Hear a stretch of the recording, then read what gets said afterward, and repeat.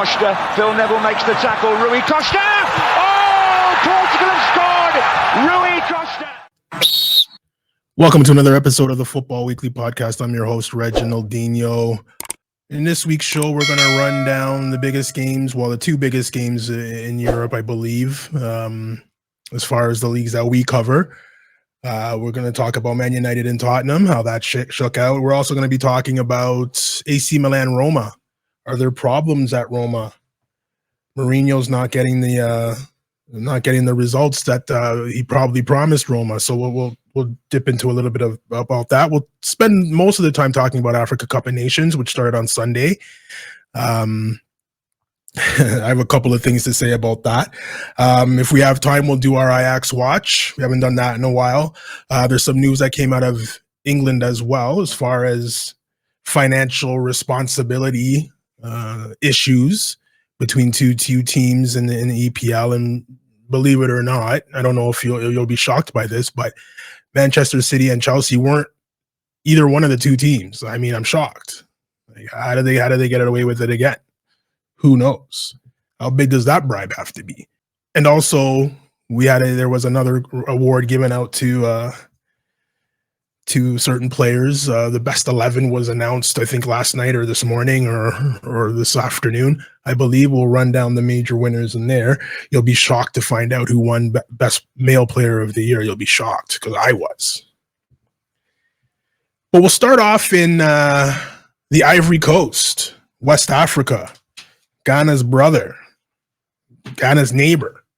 We'll start off in Ivory Coast, the biggest tournament coming out of the African continent. Africa Cup of Nations kicked off on Sunday.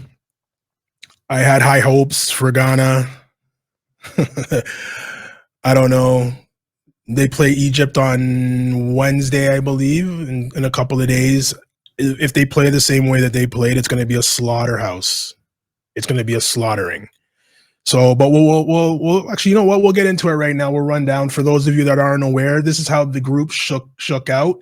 So in Group A, you have Ivory Coast and Nigeria, Equatorial Guinea and Guinea-Bissau, Egypt, Ghana, Cape Verde, and Mozambique. In Group B, Group C, Senegal, Cameroon, Guinea, and the Gambia.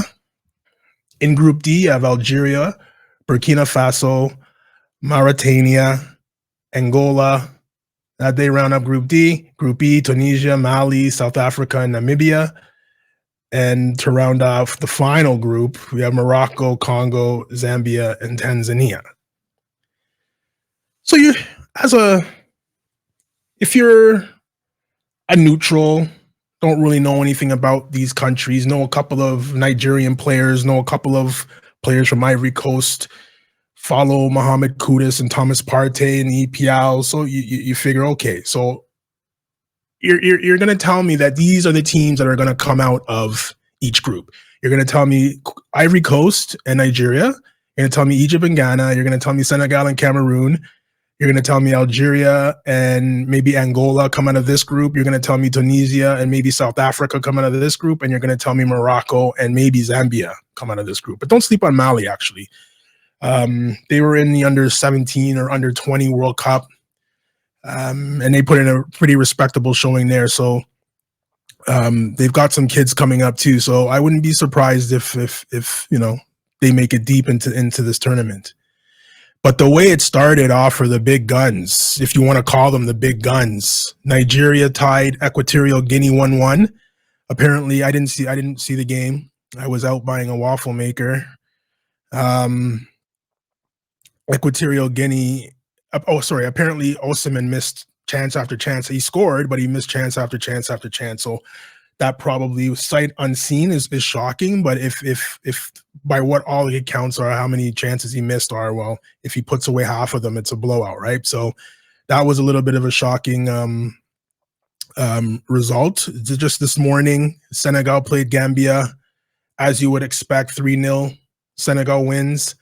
That's what you would expect. Mozambique, Egypt, you'd expect Egypt to run over them. 2-2. Late penalty scored by Mohamed Salah. So they were down for the majority of the game as well. And then the shock of all shocks, If you're sitting here watching it or sitting here of Ghanaian descent and watching this game, it was disgusting to watch. It was disgusting to watch. Now, before we get into that, Cameroon played Cameroon played Guinea today. 1-1 draw. I watched the second half of that. Cameroon was all over. Guinea got a red card in the first half, and Cameroon was all over them. They just couldn't score. But going back to Ghana against Cape Verde, you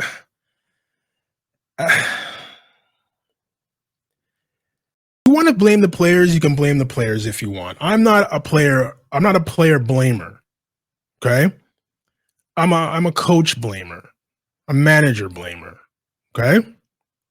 And I know we always talk about you got to give these guys time to settle in and get it done. I get it, but this is not day in, day out, every day you're training with the same guys, which I guess kind of makes it harder. You're not training with the same guys day in, day out, but the leash of success is way shorter than if you're a club manager. Look at Eric Ten Hag and Man United. He's gonna get 2-3 years to fix that. When you're playing national games where you're together maybe 3-4 times a year, you have to get results. Ghana went to the United States and played Mexico and the USA. Didn't score a goal. Got slaughtered by the USA and got slaughtered by Mexico. It didn't look good at all. And our players were there. Thomas Partey was there. Mohamed Kudus was there. The Ayew brothers were there. Well, Andre wasn't there, but who cares? He's 82 years old. Still the captain, still playing 90 minutes. Chris Houghton came in. He came in, 2-3 years ago, came in as, I think, technical director. They got rid of the coach and he took over. A failed coach, by the way. Coach Newcastle, Birmingham City, Nottingham Forest, fired. And we brought him in to be the coach. Well, he probably appointed himself after he fired the coach. He probably appointed himself to the coaching role. If he was sitting here right now, I would look at him and I would say, how are you going to sit there and play? And again, if you don't know the players, you don't know the players. There's not much I can really tell you. But if you watch EPL, you know some of the players I'm going to talk about. Mohamed Kudus was injured, so he didn't play. So that's a big loss. But how are you going to play on Jordan Ayew 87 minutes? If you think that he is going to be the guy that's going to, make something happen so that we get a goal somehow or something creates a chance or something, okay. But after they scored the second goal, you substituted him. 87th minute. So for 87 minutes, he was the guy that we're going to need to have to get a goal. And then when they score and we actually do need a goal, you take him off.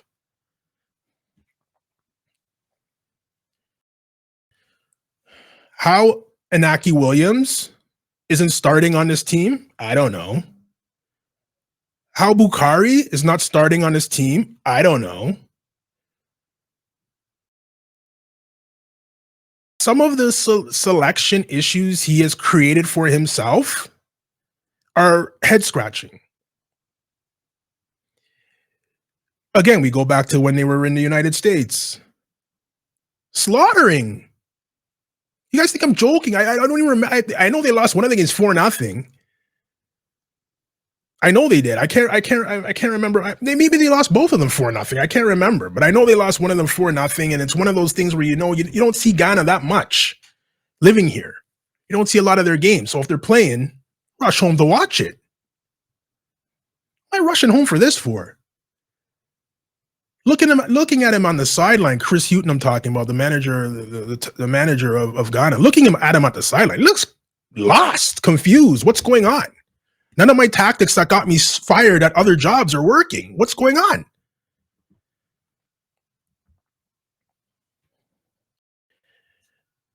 Again, I don't know who you get, but this is not the guy. how Andre Ayew is playing 90 minutes and his brother is playing 87, 85. How?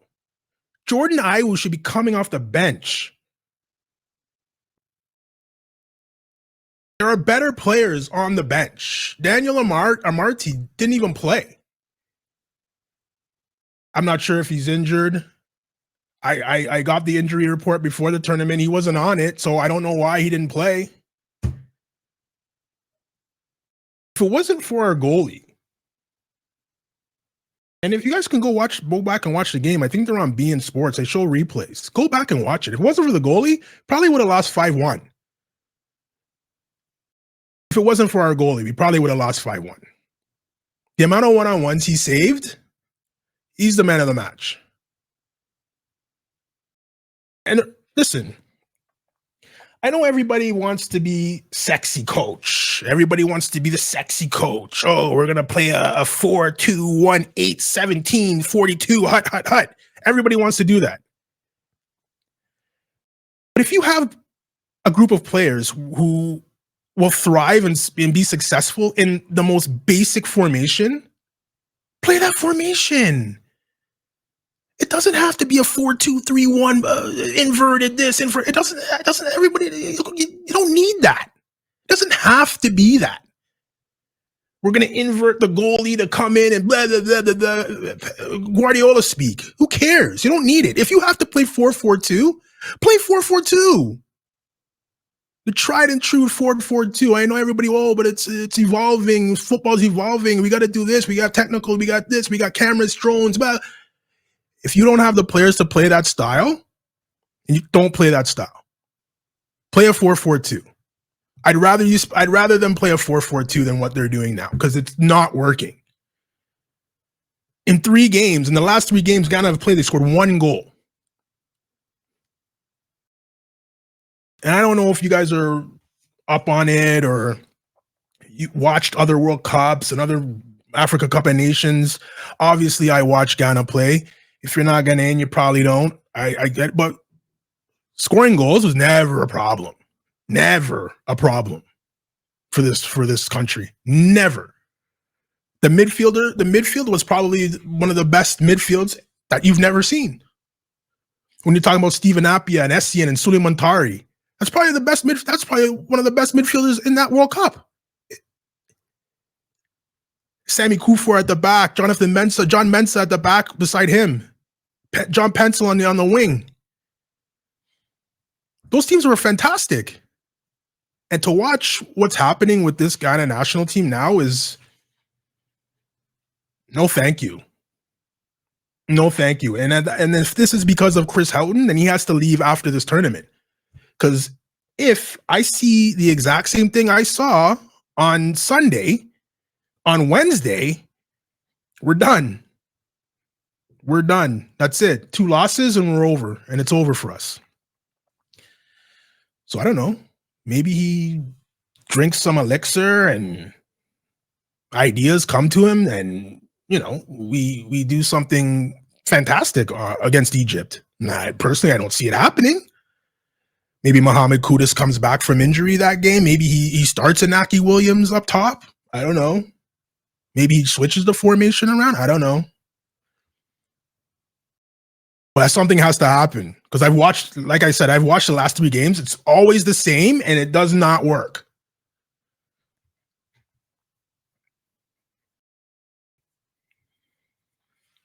Wednesday, Ghana, Egypt. Thursday, Ivory Coast, Nigeria. Those are the two of the biggest games of the tournament of the week. We will be at home to watch both of those games. So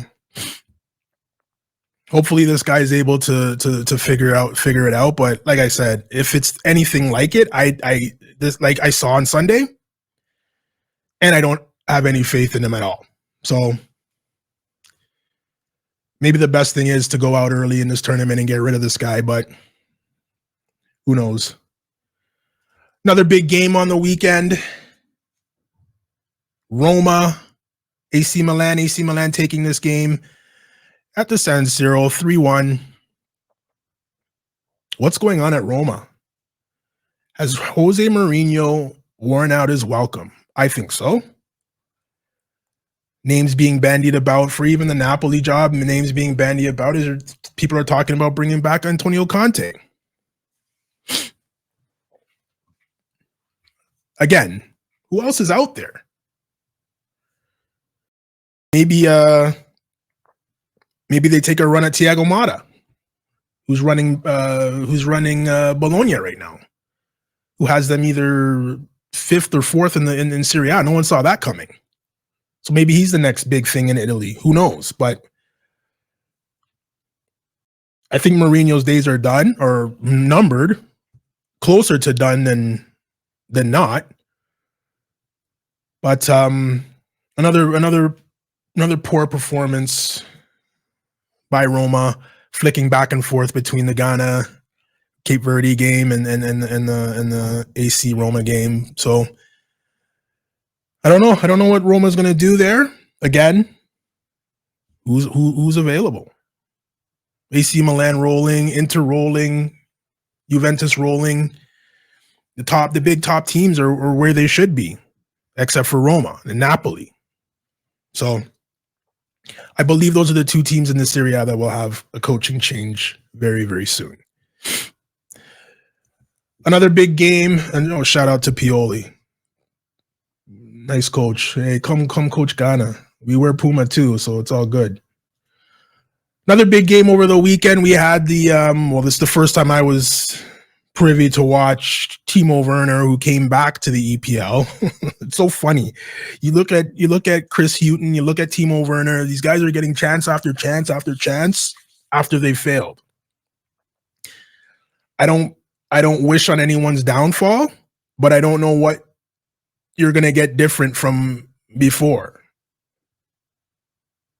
If you failed once and you haven't got it the second time, maybe this isn't for you. And if you fail the 3rd and 4th time, who's the fool? The one who hires them or the manager or the player? So Timo Werner gets another shot in England. Played at Red Bull Leipzig. Shooting the lights out there, decided to make his move to Chelsea, flopped at Chelsea, went back to Leipzig, flopped there, came back. Now he's back with Tottenham. It's perfect mix, actually. Played over the weekend against Man United. I don't know. I don't know. Normal Tottenham performance, normal Tottenham player, I guess. I don't know. But if you listen to the pundits now, after the draw at Old Trafford, you would hear Spurs are now a title contender. I guess based on points they are. But every time you talk about Spurs and Newcastle, the second thing out of everybody's mouth is, yeah, but we got injuries. Well, the first thing out of everybody's mouth is, well, we got injuries. Got injuries. So Heung-min Son is away at the Asia Cup. And that's another thing. I was talking to someone yesterday over WhatsApp, and we were talking about Africa Cup of Nations. I love you. I love you. I'll always watch. I'll always support. But you can't play this tournament. You can't play this tournament now. You can't play it in January. You cannot play it in January. Asia Cup too. All the Asian teams. You can't play your tournament in January.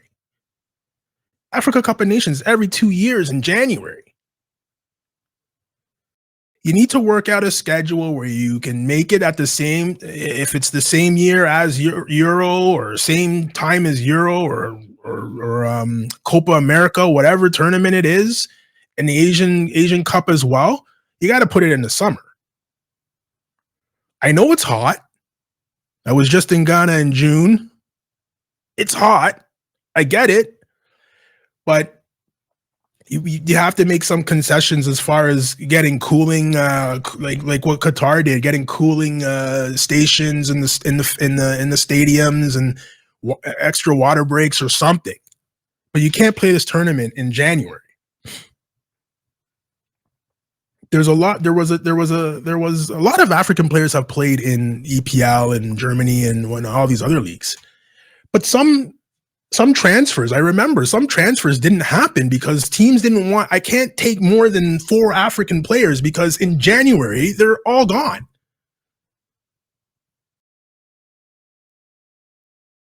Look at Chelsea when they were playing. They had Didier Drogba, they had Michael Essien, and John Obi Mikel. Those are 3 starters gone for a month.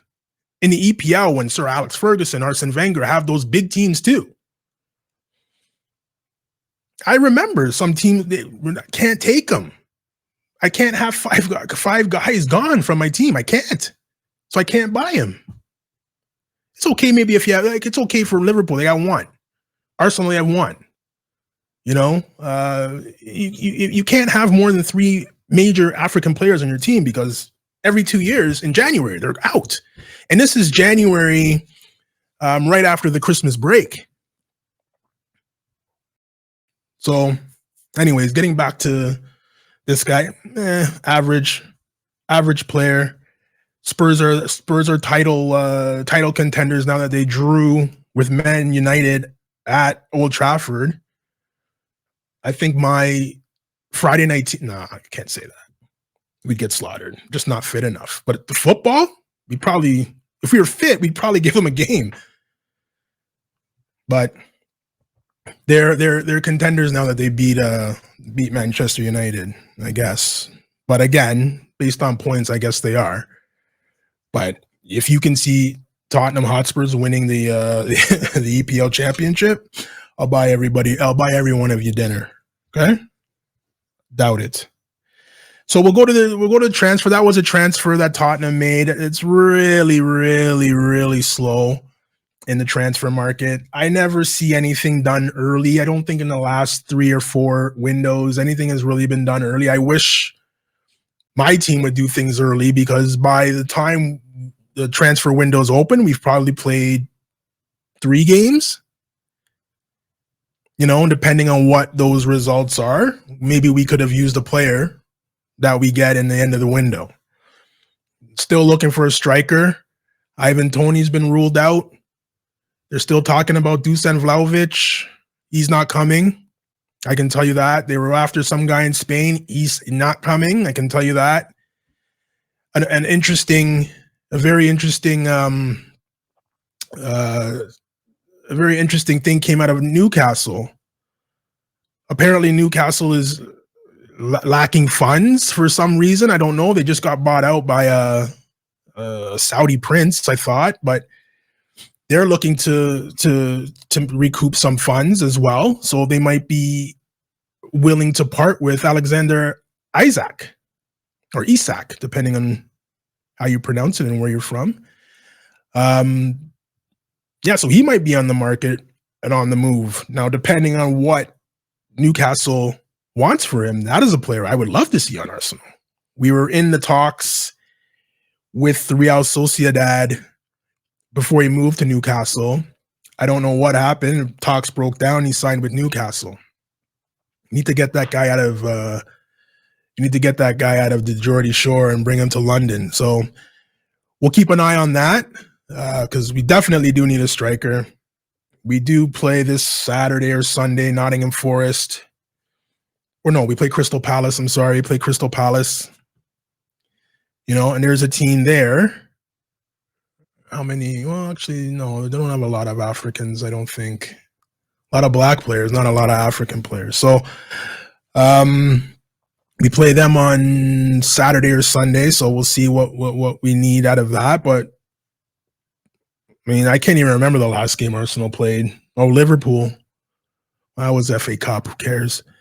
The game before that, I don't even remember. So I know we probably didn't score. So we're gonna need some help in the transfer window. But if Isak's available, that's someone you go after.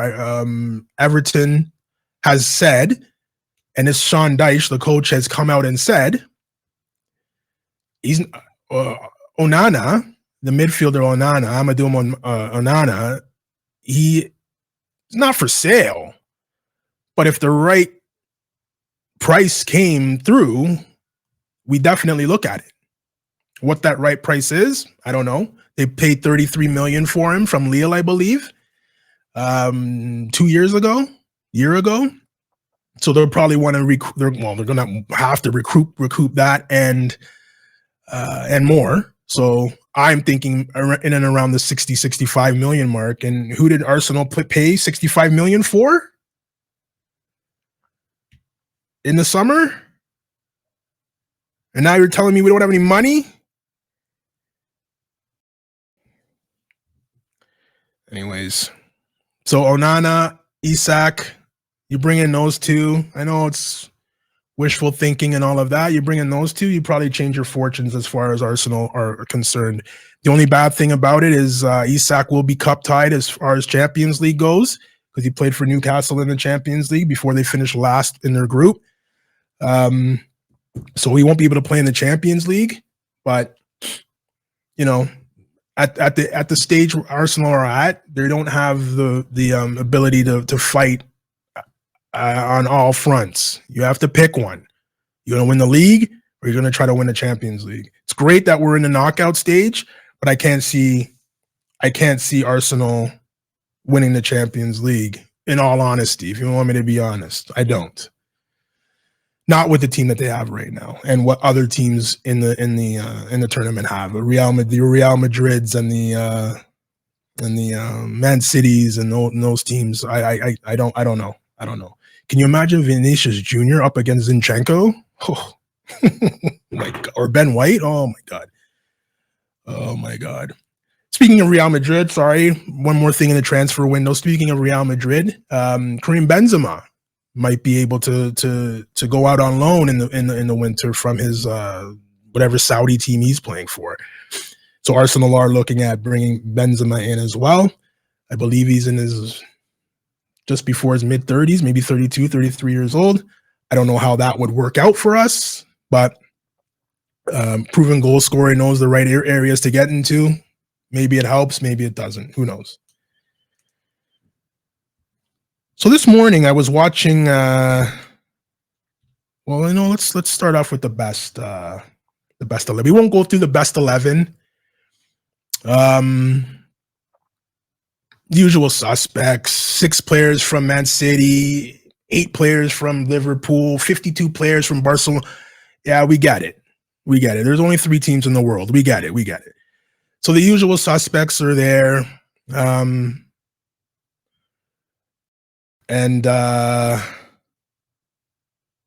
to remember who won. Well, I'm trying to remember who won other awards. We know who. I'm not even going to tell you who won the best male player of the year.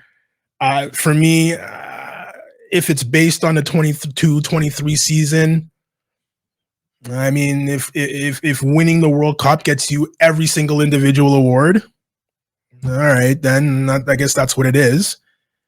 For me, and it's shocking that you're going to hear this from me, but for me, get this fool off the screen. Oops. For me, Erling Haaland should have won that award.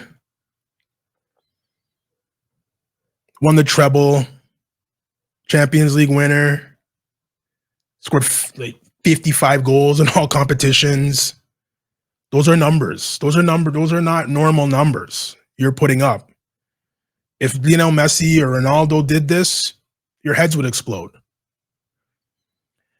But he lost out to Lionel Messi, best player of the world again for 22-23 season. Other than the World Cup, Copa America. I mean, other than the World Cup, other than Copa America, I get it. Those are big tournaments. But I mean, if that's all it is, just win the World Cup and win Copa and that's it. Well, what about the rest of the year? That's only 12 games of the year. What about the rest of the year? I'm not a Messi hater. Just I don't know why he won the award again. And Messi lovers out there, oh, you hate Messi, you don't know, blah blah blah. Yeah, okay, you're right. I don't know. I don't. But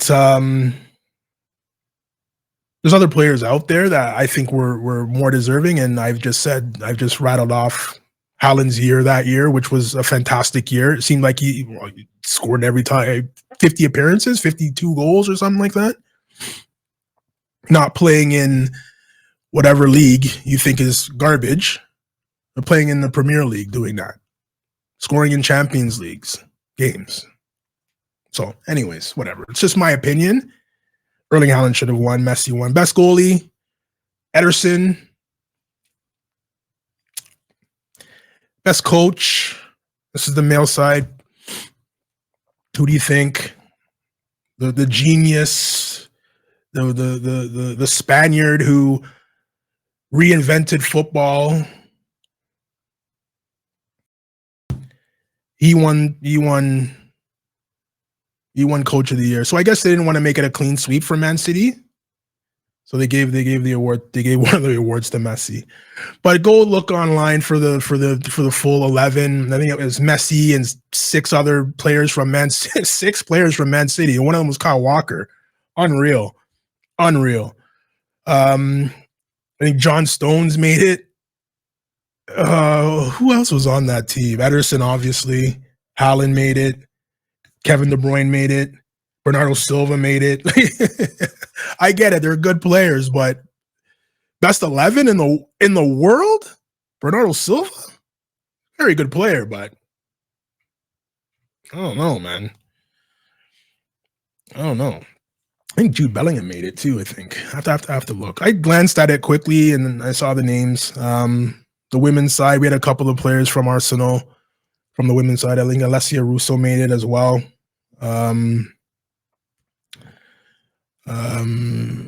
Bonmati from Spain and Barcelona. She won for the women's, the best player.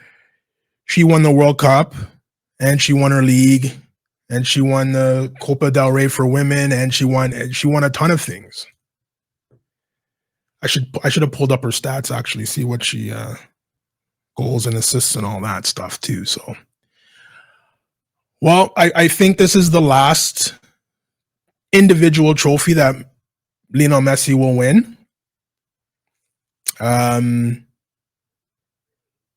stranger things have happened now that he's playing in the MLS. Unless he scores 100 goals, well, I guess he could still. Well, no, there's no. Oh yeah, there is Copa, so maybe he can win Copa this year.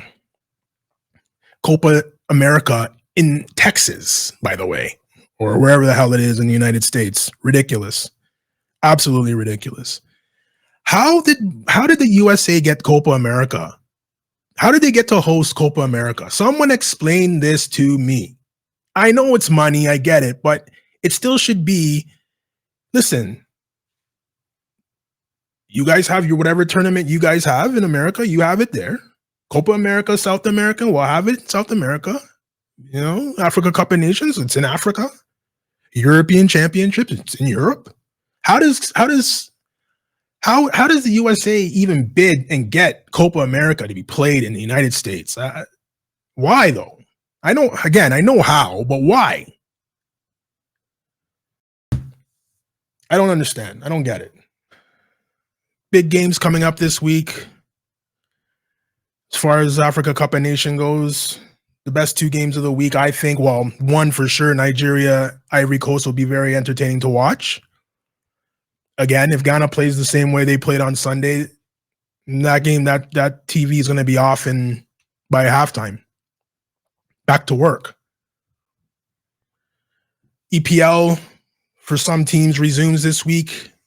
EPL did, I think this is the first year, or maybe the second year. I've never noticed this, but they give a certain amount. I think they give half the teams 2 weeks off in the beginning of January because they played all through Christmas break, the hectic period through Christmas. They give the first 2 weeks off to half the teams, and then the second part of the month they give the other half of the teams 2 weeks off. So Arsenal had 2 weeks off, and they're coming back and playing on Saturday or Sunday.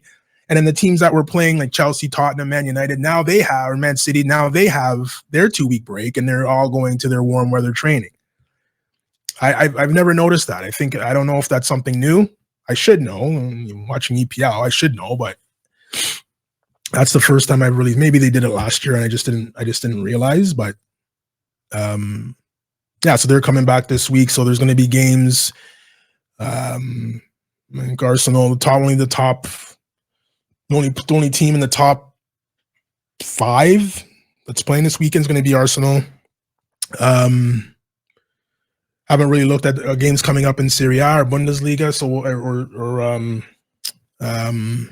La Liga. So we'll take a look at that, and then we'll recap it next show.